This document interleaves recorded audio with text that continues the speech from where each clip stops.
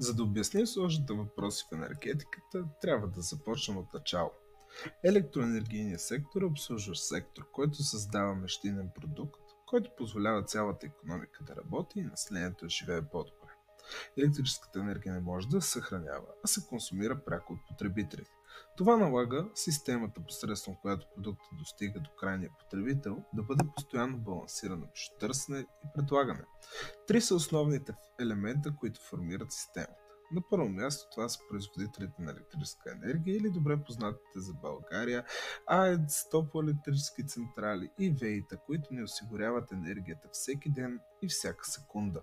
На второ място това са мрежите, преносна и разпределителна, които ни доставят електрическата енергия до завода, офиса или дома. На трето място това са потребителите, тези, които консумираме електрическата енергия. Това са индустрията, домакинствата, транспорта, услугите и други. Всички ние ползваме почти постоянно електрическата енергия, но много рядко си даваме сметка каква огромна система от различни елементи, фактори и хора стои зад светването на една единствена лампа. Продължаваме с още интересни теми съвсем скоро. Следете ни, защото ние представяме сложните теми по достъпен начин.